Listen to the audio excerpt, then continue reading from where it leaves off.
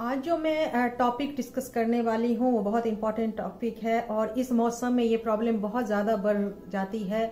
मैं आज बात करने वाली हूँ डिस्क की प्रॉब्लम की। मैं आज बात करने वाली हूँ सियाटिका पेन की प्रॉब्लम के, फ्रोजन शोल्डर की जो प्रॉब्लम हो जाती है, पिंडलियों में जो पेन होती है, काफ मसल्स में जिसको पेन कहते हैं, उस पेन की, और सर्वाइकल स्पॉन्डिलोसिस की। इसका मतलब नर्व से रिलेटेड जितने भी प्रॉब्लम है उन सब के बारे में आज मैं बात करने वाली हूँ कि ये सारी प्रॉब्लम हमारे बॉडी में क्यों होती हैं, क्या कारण होती है, एक्चुअल में ये होता क्या प्रॉब्लम है, और कैसे इसको घरेलू तरीकों से और कुछ एक्सरसाइज से इसको ठीक किया जा सकता है, उसके बारे में ही मैं आज बात करने वाली हूँ। हेलो, सलाम, नमस्ते, केम छो। मैं हूँ पुनीता झा, आपकी होस्ट और दोस्त, और आज मैं ये बहुत ही स्पेशल वीडियो लेकर आई हूँ क्योंकि इस टाइम में बहुत सारे ऐसे लोग हैं जो इस प्रॉब्लम से बहुत ज्यादा सफर करते हैं, क्योंकि ठंड में इन जो नसों से रिलेटेड जो प्रॉब्लम है वो बढ़ जाती है मोस्टली। तो हमारे पीठ में इस गर्दन से लेकर पीछे रीढ़ होती है, आप सब जानते हैं, स्पाइनल जिसको कहते हैं, और उसमें 33 वर्टेब्रेट होते हैं, मतलब 33 खाने ऐसे एक दूसरे के ऊपर ऐसे जुड़े हुए रहते हैं।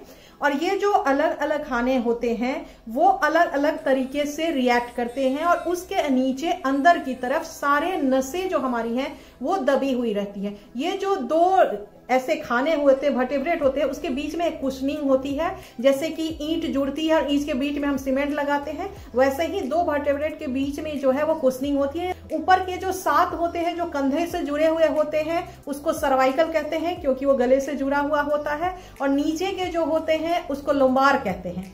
तो अगर सर्वाइकल की प्रॉब्लम होगी तो 1 नंबर से 7 नंबर तक के जो खाने हैं उसमें कहीं नसें दब गई हैं, या उसके अंदर जगह जो है पुश होकर जगह कम हो गई है, या उसके अंदर दबने की वजह से बल्जिंग आ जाती है, साइड में वो निकल जाता है, या फिर जो हड्डियां होती हैं वो एक के ऊपर एक ऐसे नहीं बैठ के ऐसे हो जाती है, थोड़ी सी आगे पीछे हो जाती है, जिस वजह से उससे जो जितनी नर्व या नसें निकलती हैं उन सब पे कंप्रेशन पड़ता है, दबाव पड़ती है, और जिसकी वजह से ये सर्वाइकल की प्रॉब्लम होती है, जिसमें हाथों में बहुत पेन होता है, कंधों में बहुत पेन होता है, चक्कर आते हैं, कई बार वॉमिटिंग टेंडेंसी होती है, टिंगलिंग सी एहसास होती है। उसके बाद क्या होता है कि हमारे नीचे, कमर के नीचे जहां पे हमारा हिप जॉइंट है और कमर, उसके बीच में लंबार होता है, उसको हम कहते हैं, उस वर्टेब्रेट को लंबार कहते हैं, उसमें L1 से L5 तक होता है। आप सुनते होंगे लोग कहते हैं डिस्क की प्रॉब्लम हो गई, तो बेसिकली वही lumbar L1, L2, L3, L4, L5 में कहीं प्रॉब्लम हो जाती है। और तो इन सब में अगर कहीं वही खिसक जाए,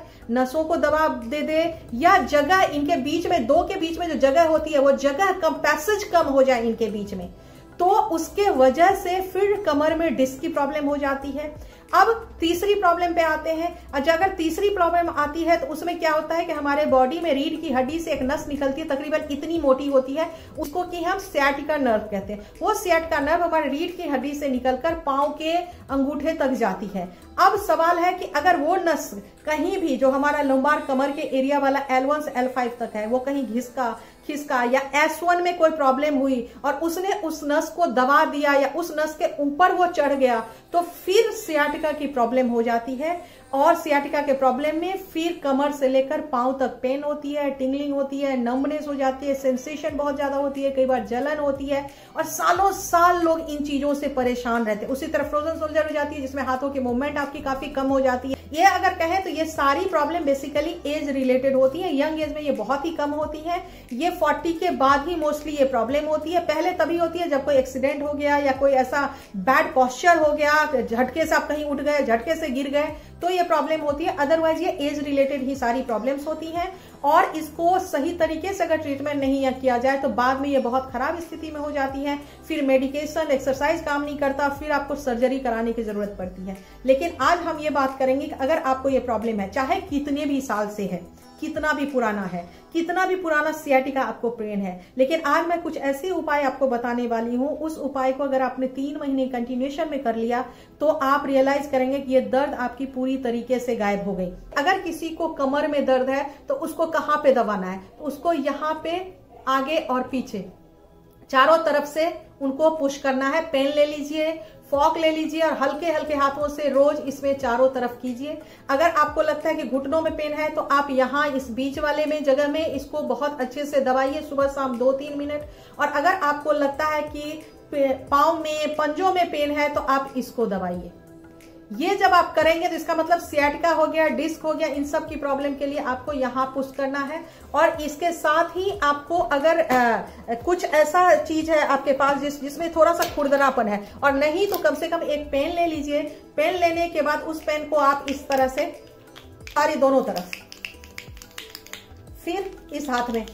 बाय द वे, अगर अब तक आपने हमारे चैनल को सब्सक्राइब नहीं किया है तो सब्सक्राइब कर लीजिए, बेल बटन को क्लिक कर दीजिए और हाँ, ऑल पे क्लिक कीजिए, क्योंकि अगर आप ऑल पे क्लिक नहीं करेंगे तो हमारे सारे वीडियो का नोटिफिकेशन आपको नहीं मिलेगा। अगर मेरा वीडियो आपको अच्छा लगता है तो इसको शेयर करें। तो मैं आपको बता देती हूँ कि हर रोज आपको गर्म पानी में सेंधा नमक डालना है 1 मुट्ठी, फिटकिरी डालनी है और थोड़ा सा एप्पल साइडर विनेगर या कोई भी जनरल विनेगर भी आपके घर में है तो वो आप डालें। उसके अंदर रोज आप 15 मिनट पाँव को डिप करके बैठे।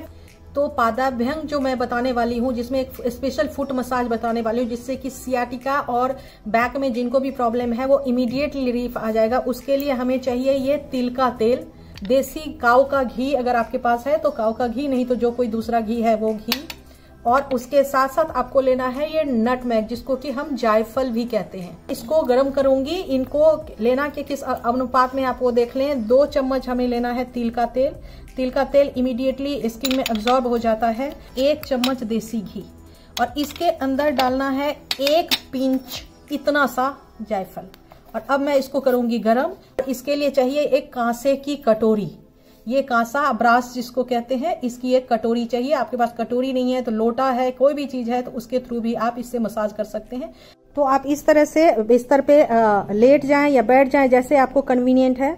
और ये ऑयल मैंने गरम कर लिया है और इस ऑयल को फिर आप अच्छे तरीके से दोनों पाँव में, पंजों में अच्छे से लगा दें ऑयल।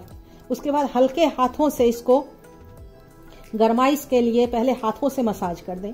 कांसे का कटोरा है, इस कटोरे को लेना है और उसके बाद उससे इसकी मसाज करनी है, राउंड राउंड करनी है। तो इस पे प्रेशर पड़ेगा और प्रेशर पड़ने के वजह से जो नर्व हैं वो सारे नर्व खुलेंगे।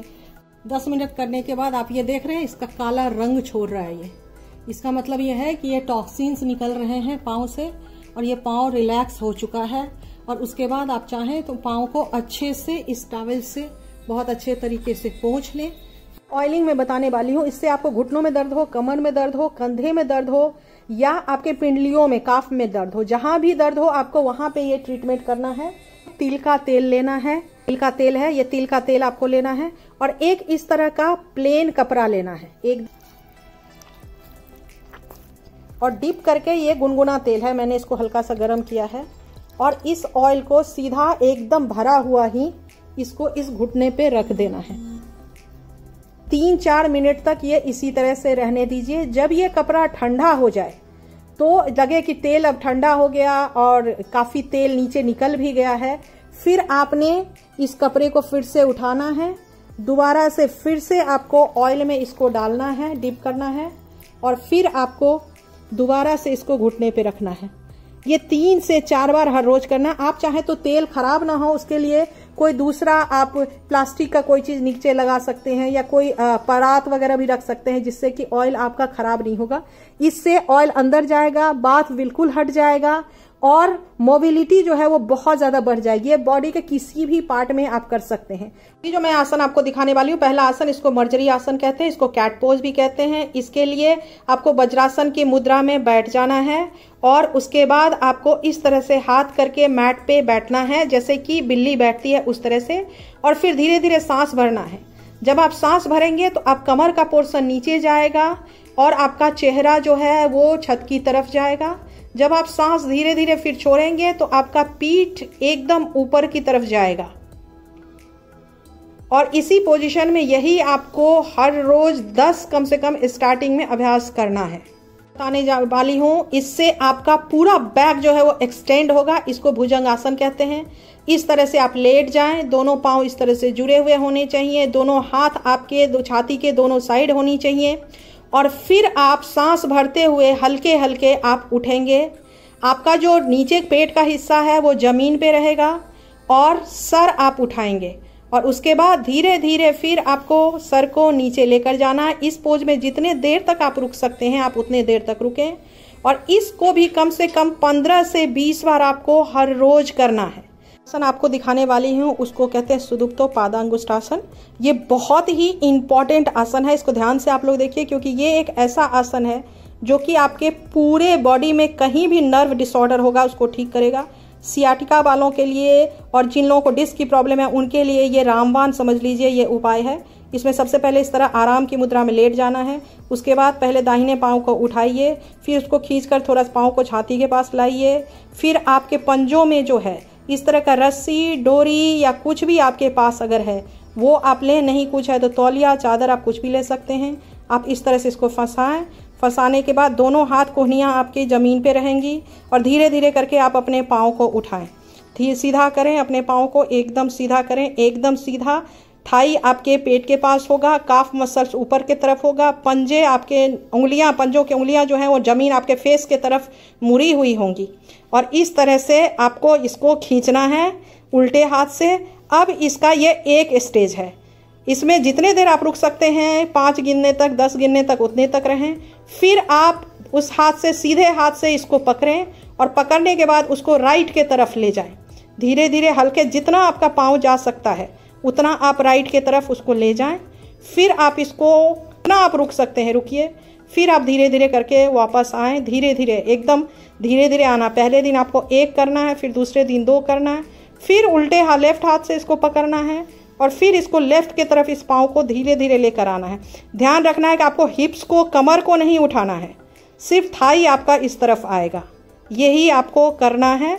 और पहले दिन 1 करें, फिर 2 करें, फिर आप सेंटर में जाइए। सेंटर में जाने के बाद फिर धीरे धीरे पाँव को नीचे मोड़िए। मोड़ने के बाद इस रस्सी को पाँव से निकालिए और फिर आप अपने पाँव को सीधा कीजिए। और यही चीज़ आपको दूसरे पाँव में भी रिपीट करनी है सेम। आपको बता रही हूँ, ये आपके बॉडी को एक्सटेंशन देगा, खिंचाव देगा। और जितना खिंचाव मिलेगा आपके रीढ़ की हड्डियों को, उतना नर्व आपके रिलैक्स होंगे। इसके लिए आपको इसी तरह से वज्रासन मोड में बैठ जाना है। दोनों पाँव को वज्रासन मोड में ही आपको फैला लेना है और फैलाने के बाद फिर आगे की तरफ आपको झुकना है। दोनों हाथों को आगे ले जाना है, जितना आगे आप ले जा सकते हैं। और जो आपका सर है उसको आपको ज़मीन पे लगाना है। और इस मुद्रा में आप जितने देर बैठ सकते हैं, कंफर्टेबली बैठ सकते हैं, उतना देर आप बैठें। अब आपको रात के लिए एक दूध बनानी है।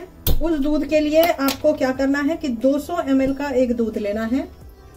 गाय का दूध हो तो बहुत अच्छा है, अगर गाय का दूध नहीं भी है तो नॉर्मल आप दूध लीजिए। उसके अंदर ये 4 फांके लहसुन लिया मैंने। इन 4 फांक लहसुन को आप इसके अंदर डाल दें और इसको बॉयल होने दें। 15 मिनट सिम पे ये कम से कम बॉयल होएगा। अब आप देख रहे हैं कि ये दूध जो है उबल के आधा रह गया है। तो अब इसके अंदर हमें डालना है 1/4 चम्मच में हल्दी डालना है और 1 पिंच जायफल। ये याद रखिए, पिंच से ज्यादा जायफल नहीं, इतना जायफल। और इसको अच्छे से आप मिला लें, सीधा ग्लास में निकाल कर, और फिर आप इसको पी लें। तो ये देख लिया आपने कि किस तरीके से ये सारा मसाज, सारा सिस्टम सब कुछ होता है। मैंने एक साथ आपको बहुत ही आम भाषा में, आम लैंग्वेज में बता दिया। तो इसका मतलब ये हो गया कि ओवरऑल हॉलिस्टिक अप्रोच के साथ अगर आप अपना ध्यान रखेंगे और उसके साथ calcium, vitamin, minerals, vitamin D3 और प्रोटीन खाना ना भूलें, अंकुरित अनाज खाना ना भूलें, टाइम से सोना, टाइम से उठना ना भूलें। और रात को जो मैंने दूध बताई है वो दूध एवरी नाइट सोने से, खाना खाने के 1 घंटे बाद आपको लेकर सोना है। तो आप हमेशा के लिए ठीक हो जाएंगे। थैंक यू सो मच मुझे वॉच करने के लिए।